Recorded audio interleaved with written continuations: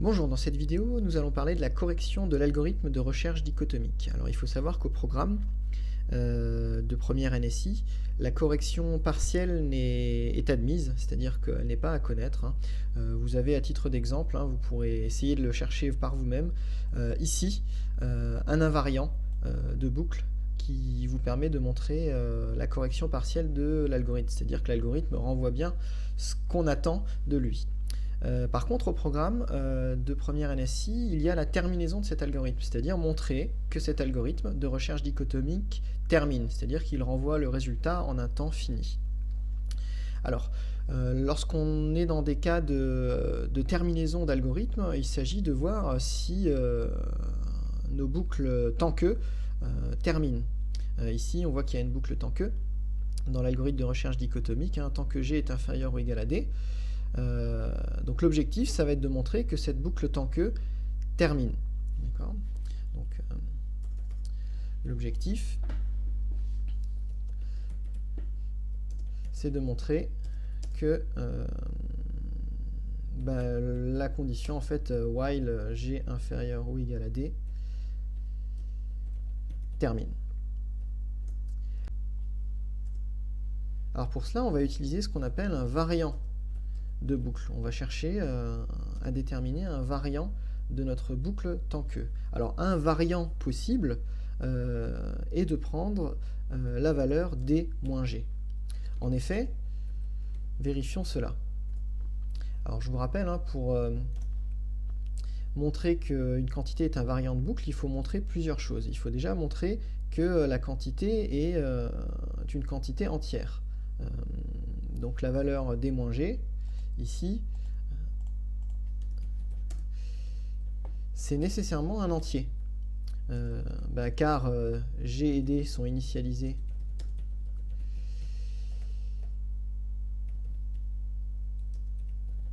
comme des entiers.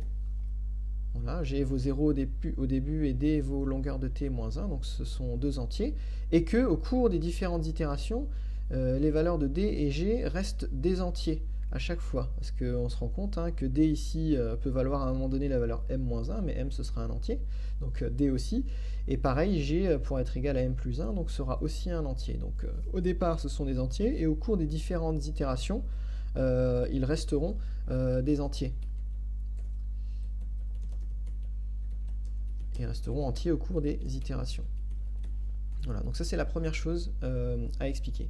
Ensuite, il faut expliquer que ce sont des entiers positifs, ou en tout cas au début, avant d'entrer dans la boucle tant que, ce sont des entiers que D-G est un entier positif. Alors au début de la boucle, c'est-à-dire avant la première itération de la boucle, si je calcule D-G, c'est égal à longueur de T moins 1 moins 0, puisque D vaut longueur de T moins 1 et G vaut 0, c'est-à-dire ça vaut longueur de T moins 1. Alors, qu'est-ce qui se passe dans ce cas-là? Premier cas, si le tableau est vide, alors la longueur du tableau n'existe pas, ou elle vaut 0 en tout cas, puisque le tableau n'existe pas. Et donc, la valeur de D moins G est égale à 0 moins 1, c'est-à-dire moins 1. Et à ce moment-là, si D moins G vaut moins 1, on ne rentre même pas dans la boucle tant que. Il n'y a même pas une itération, puisque si D moins G vaut moins 1, G ne sera pas inférieur ou égal à D. C'est pas possible. Donc on ne va même pas rentrer dans la boucle tant que, on n'entre pas dans le tant que. Donc l'algorithme termine. Pas de problème. Deuxième cas, si T n'est pas vide,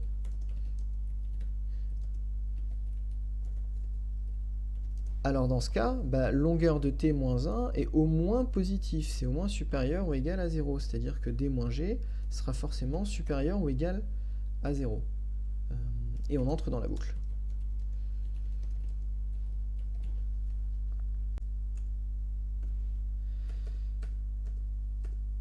Ensuite, au cours d'une itération, que se passe-t-il?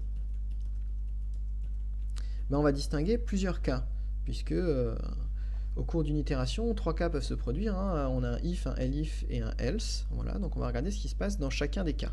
Alors, premier cas, soit la valeur de d diminue d'au moins 1, puisque d sera égal à m-1, et m étant inférieur ou égal à d. Donc d va diminuer d'au moins une unité, et donc si d diminue d'au moins une unité, alors la valeur d-g aussi, elle va diminuer d'au moins 1.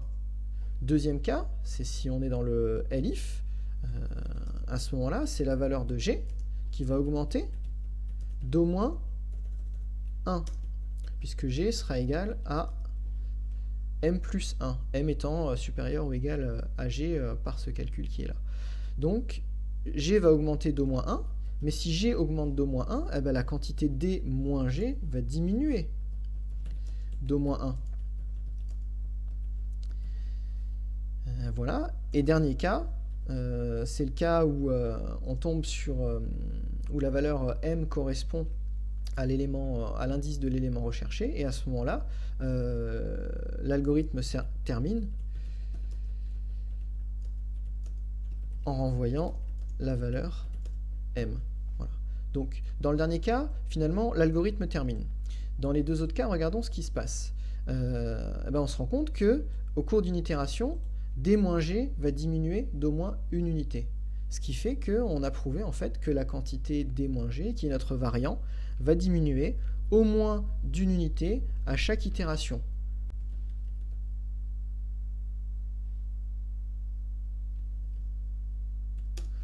La conclusion de tout cela.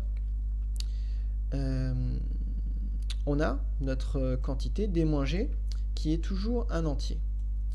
Si on entre dans la boucle, cette quantité est positive au départ. Et on a prouvé que, en rentrant dans la boucle, la quantité d-g va diminuer d'au moins 1 à chaque itération. Ça veut dire qu'on a une quantité entière qui est positive au départ, qui diminue d'au moins une unité à chaque itération. Donc on est sûr et certain, au bout d'un certain nombre d'itérations, que la valeur de d-g deviendra strictement négative. d-g deviendra strictement inférieur à 0 au bout d'un certain nombre d'itérations.